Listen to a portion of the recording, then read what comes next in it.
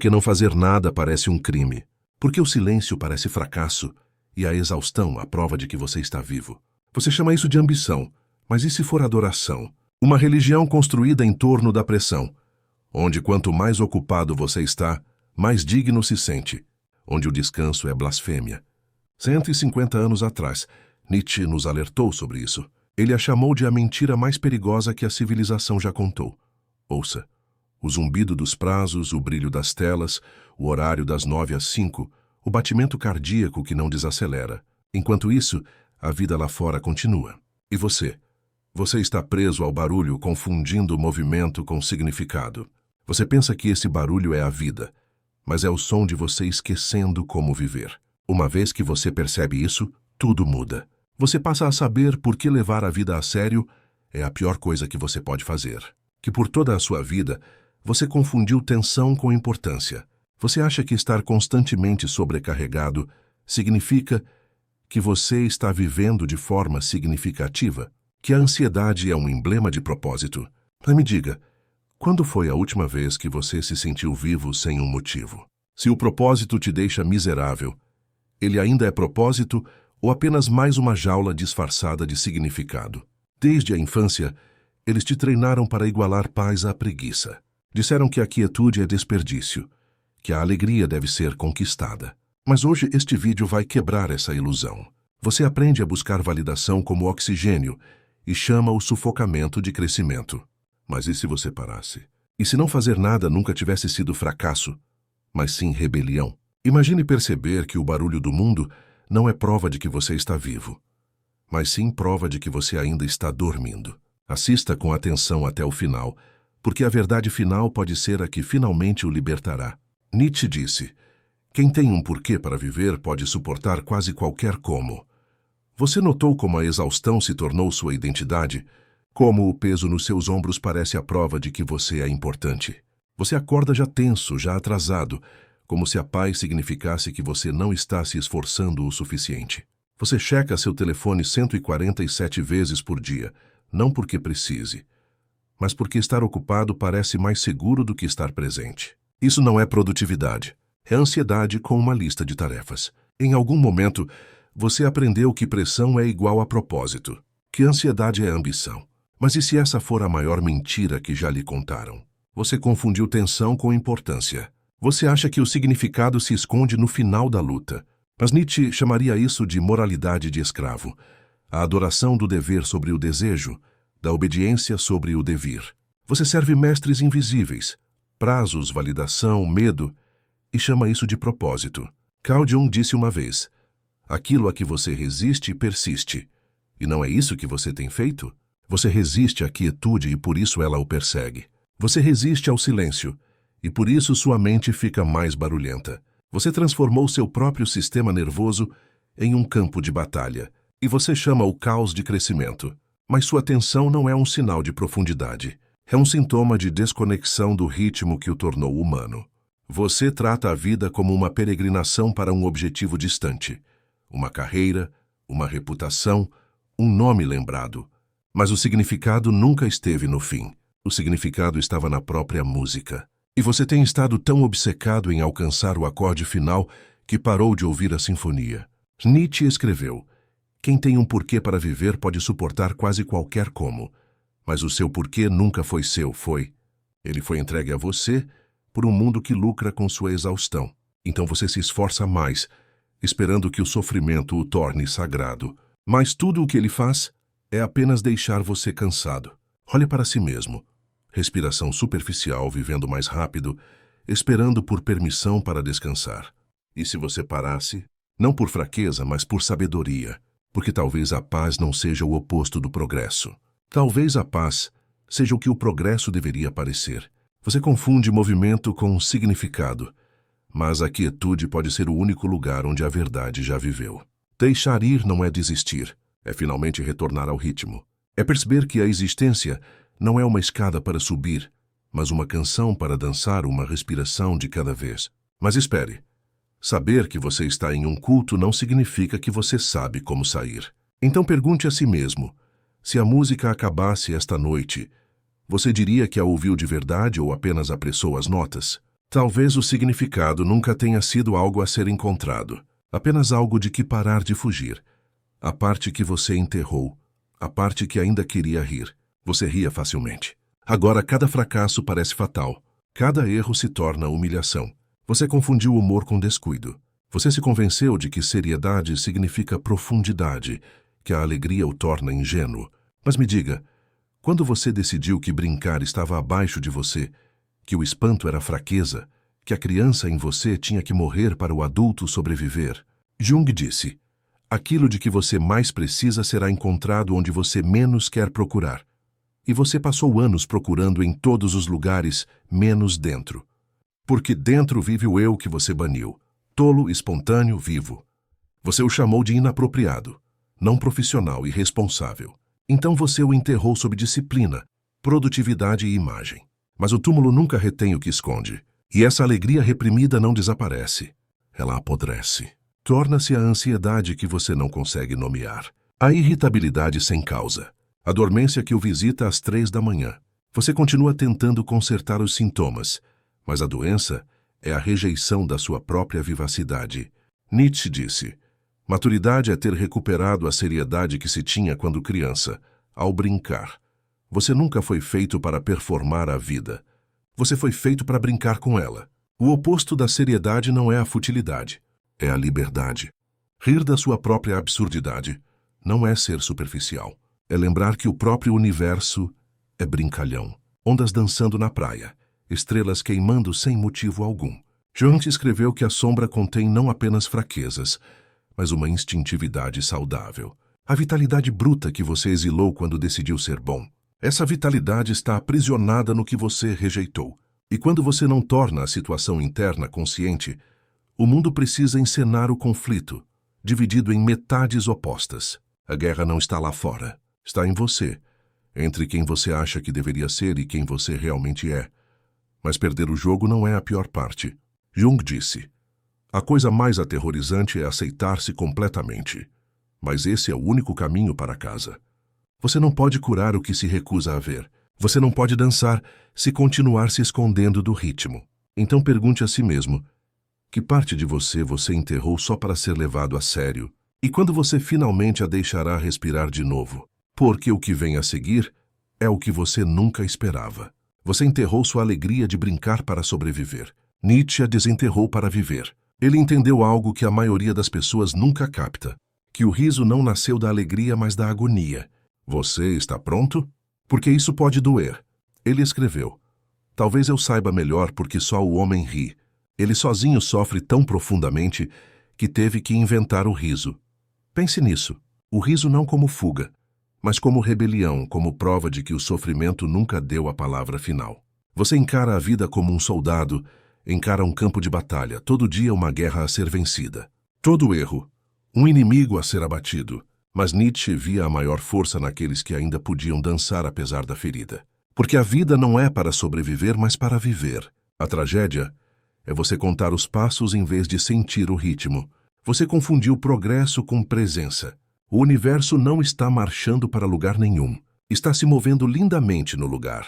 Nietzsche disse em Zaratustra que o riso é um sinal de recuperação da seriedade excessiva. Ele classificaria os filósofos pela sua capacidade de riso dourado, e declarou que se os deuses alguma vez filosofassem, eles ririam de tudo o que levamos muito a sério. Porque rir da vida não é zombar dela, é encará-la como um igual, é encarar o sofrimento diretamente e sorrir sem vacilar. Isso não é apatia, é maestria e maturidade. Observe uma criança brincando. Ela está totalmente absorvida, completamente comprometida, séria, sem peso. Ela leva o jogo a sério, não a si mesma. Esse é o segredo. Adultos esquecem que você pode dar tudo de si sem ser esmagado por isso. Nietzsche chamou isso de amor fati, amor ao destino. Sua fórmula para a grandeza. Não querer que nada seja diferente, nem para frente, nem para trás, nem por toda a eternidade. Não apenas suportar o que é necessário, mas amar isso. Nietzsche perguntou: e se um demônio lhe dissesse que esta vida, cada alegria, cada dor, cada respiração, deve ser vivida de novo e de novo, infinitamente, exatamente como ela é? Você amaldiçoaria o demônio ou diria sim? Porque rir da vida é dizer sim. Dançar na tempestade é dizer sim. Morrer ainda sorrindo. Essa é a mais alta afirmação. Mas a verdadeira guerra é você tratar a vida como um problema a ser resolvido, nunca uma canção a ser ouvida. Você mede, planeja, controla. Você acorda já calculando como sobreviver ao dia. Cada momento é otimizado, mas nenhum é vivido. Você adora o controle porque teme o caos. Você teme o que não pode ser previsto e o que se recusa a se encaixar na sua agenda. Mas a vida nunca foi feita para ser controlada. Foi feita para ser percorrida como música, como riso, como respiração. Nietzsche escreveu: é preciso ter caos em si para dar à luz uma estrela dançante. Você confundiu caos com perigo, mas é o solo de toda a criação. Ação sem esforço, fluindo sem forçar, fazendo sem fazer. E é aqui que a ciência concorda silenciosamente. Seu corpo sabe o que sua mente esqueceu. O riso reinicia seu sistema nervoso, reduz cortisol, epinefrina e hormônio do crescimento, revertendo a química do medo. Na depressão, onde serotonina e dopamina diminuem, o riso as reaviva. Ele cura através do ritmo, através da respiração, através do som. Estudos descobriram que o humor diminui a ansiedade de forma mais eficaz do que o exercício. O humor alivia a depressão mais rápido do que a maioria das intervenções. Temos 30 vezes mais probabilidade de rir com os outros do que sozinhos. Porque o riso nunca é um entretenimento, mas a maneira da evolução de lembrá-lo de que você pertence. O riso conecta você além das palavras, um pulso compartilhado que antecede a linguagem. Você anseia por essa conexão, mas transformou até a alegria em trabalho. Você agenda o riso nos intervalos. Você o otimiza com podcasts de produtividade. Você se esqueceu de como rir de si mesmo, de como se soltar o suficiente para ser movido pela vida em vez de gerenciá-la. Nietzsche escreveu: maturidade é ter recuperado a seriedade que se tinha quando criança ao brincar. Então brinque, flua, ria, pare de tentar segurar o rio. Seja o rio, deixe a vida se mover através de você. E você descobrirá que nunca foi o caos que você temeu, mas sim a liberdade. E assim você construiu uma jaula de calendários. Você acorda com uma lista de checagem, não com o nascer do sol. Até o seu descanso se tornou rotina. Você trabalha para descansar e descansa para trabalhar. Você transformou a vida em um emprego. Cada respiração parece precisar de um motivo, cada alegria de uma justificativa. Você se tornou eficiente, mas vazio. Na Grécia Antiga, eles entendiam algo que esquecemos. 2 deuses, 2 forças. Apolos, o deus da luz, da razão, da ordem, do controle. Dionísio, o deus do caos, do êxtase, da unidade, da selvageria. Nietzsche disse que eles não eram inimigos, mas parceiros. 2 metades do mesmo batimento cardíaco divino. Apolo da forma, Dionísio da vida. Sem um, o outro desmorona. Sem Apolo, o mundo se dissolve em loucura. Sem Dionísio, ele endurece em pedra. Os gregos encontraram um equilíbrio, uma tensão sagrada que tornou a beleza possível. Mas em algum momento quebramos o pacto. Desde Sócrates, a civilização ocidental tem adorado Apolo. Exilamos Dionísio. Trocamos a selvageria pela lógica, o instinto pelo intelecto, a música pela medição. Agora você conta os passos, em vez de sentir o ritmo. Você analisa as emoções em vez de vivê-las. Você transformou a dança em uma auditoria, porque pensou que o caos era perigoso. Mas ele é criação. É movimento. É o pulso por baixo dos seus planos. Jung disse que o que você reprime se torna o seu destino. E você reprimiu o dionisíaco dentro de você. A parte que ri alto demais, ama profundamente demais, vive livremente demais. Você enterrou o instinto que o torna humano. É por isso que você se sente dividido, dilacerado entre disciplina e desejo, razão e libertação. Porque você é ambos. Você é sempre ambos. A tarefa não é escolher entre eles. É deixá-los viver novamente. É deixar a estrutura encontrar a rendição. É deixar a lógica dar as mãos ao caos. Os gregos olharam para o abismo e disseram sim à vida. De qualquer forma, você consegue parar de medir a música tempo suficiente para senti-la? E esta é a armadilha que o próximo capítulo revela. Porque somente quando Apolo e Dionísio se encontram, a alma ganha vida. Mas o que acontece quando a alma desperta e ainda não consegue encontrar seu propósito? Você consegue parar de medir a música tempo suficiente para senti-la? Porque aqui está o segredo que eles nunca te contam. Não há partitura, nenhuma melodia oculta escrita em algum lugar nas estrelas. Você continua procurando por propósito como se fosse um tesouro enterrado. Como se um dia você fosse tropeçar em uma placa que diz: é para isso que você foi feito. Mas isso nunca acontece, não é? Você confunde confusão com fracasso. Mas não é fracasso, é liberdade. Você não nasceu com um significado esperando dentro de você. Você foi lançado no mundo inacabado, indefinido, e foi mandado se inventar do zero. É por isso que dói tanto. A liberdade não é confortável. É aterrorizante. Sartre a chamou de maldição. Estamos condenados a ser livres. Condenados porque não podemos escapar da escolha. Livres porque cada escolha cria um mundo. Isso não é um pensamento, mas um espelho. Você continua esperando por permissão, por um sinal de que seu caminho é o certo. Mas o significado não chega, você o cria. Nietzsche viu a verdade. Ele imaginou um demônio sussurrando: você deve viver esta vida exata de novo e de novo infinitamente. Cada dor, cada alegria, cada erro. Você o amaldiçoaria ou diria sim. Agora pause por um momento e pergunte a si mesmo: por que isso parece tão real? Você tem medo de parecer tolo? Você retém sua canção, sua arte, sua verdade porque tem medo de ser ridicularizado. Mas todos estão atuando. O médico, o santo, o filósofo. O problema começa quando você esquece que é uma performance. O Übermensch de Nietzsche ri do julgamento porque sabe que é tudo teatro. Ele não evita a tolice. Ele a interpreta conscientemente. É assim que a liberdade se parece. Dançar sem precisar de aplausos. Viver sem esperar que o significado apareça. Porque o significado não está atrás da cortina. Não está esperando na distância. O significado é o ato em si. Você não está procurando pelo espetáculo. Você é o espetáculo. E ele já começou. Mas em algum lugar entre o devir e o fingir, você esqueceu suas falas. Você confunde progresso com presença. Você se move pelos dias como batalhas a vencer, não como ritmos a sentir. Você se esforça, suporta a conquista, mas você se esqueceu de como simplesmente ser. A tragédia é você contar os passos em vez de sentir o ritmo.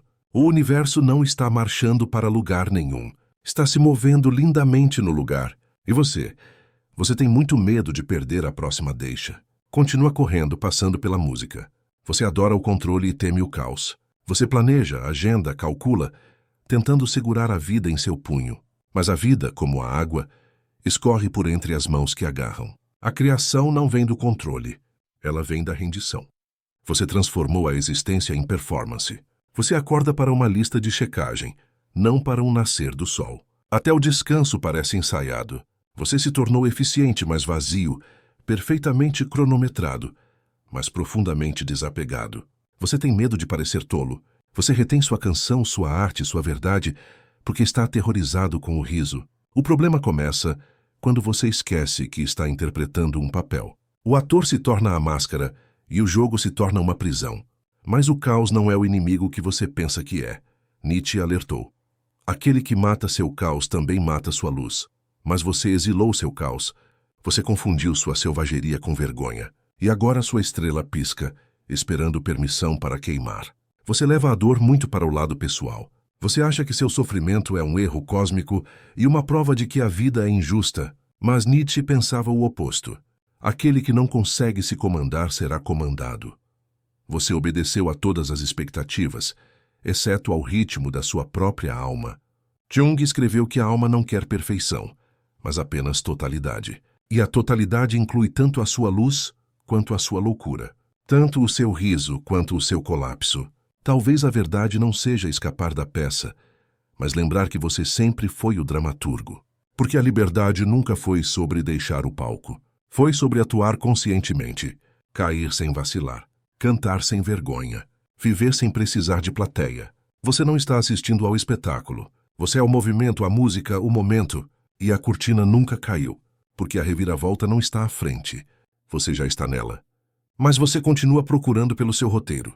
Você acha que o significado deve ser encontrado, não criado. Como se o propósito se escondesse em algum lugar, enterrado em um livro, uma carreira, um amante, um plano. Você o persegue sem parar, confundindo a perseguição com progresso. Agora vem a parte que ninguém quer admitir. O significado não está se escondendo no final do labirinto da vida. Está florescendo em cada passo que você dá dentro dele. Não é descoberto. É escolhido. Nietzsche disse: quem tem um porquê para viver pode suportar quase qualquer como. Mas esse porquê não é dado a você. Você o forja no fogo. Você o esculpe no caos. Você o inventa a partir do nada. E essa é a sua divindade. Você não precisa de mais disciplina. Você precisa de menos rigidez. Você não precisa de mais controle. Você precisa de mais rendição. Você confundiu ordem com paz, controle com força. Mas o verdadeiro poder é a coragem de fluir com o que você não pode comandar. Comece pequeno. Comece agora. Respire sem gerenciar a respiração. Mova-se sem medir o passo. Jung ensinou: nenhum progresso ou crescimento é possível até que a sombra seja adequadamente confrontada. Olhe para o que você enterrou para parecer perfeito. A alegria de brincar, a tolice, o instinto de rir sem motivo. Isso nunca é fraqueza, mas vivacidade. A sombra não esconde apenas falhas. Ela esconde liberdades esquecidas. A capacidade de dançar sem coreografia, de criar sem precisar de plateia, de amar sem uma agenda. Ria de si mesmo. Não para zombar, mas para lembrar que você ainda está aqui. O riso o reconecta ao ser. Ele dissolve a ilusão de controle. Deixe seu corpo lembrar o que sua mente esqueceu. A alegria é prova de vida. Pare de procurar a razão cósmica por trás do seu batimento cardíaco. Não há uma. E isso não é desespero, mas deleite. Porque quando o universo não oferece roteiro, você está livre para escrever o seu próprio. Nietzsche sussurrou: torne-se quem você é. O significado nunca esteve atrás do espetáculo. O significado é o espetáculo e você. Você é o espetáculo. A música está tocando. Sempre esteve tocando. Você vai continuar analisando o ritmo ou finalmente vai dançar? Este é o seu momento. Esta respiração, esta vida. Diga sim e veja o mundo ganhar vida novamente.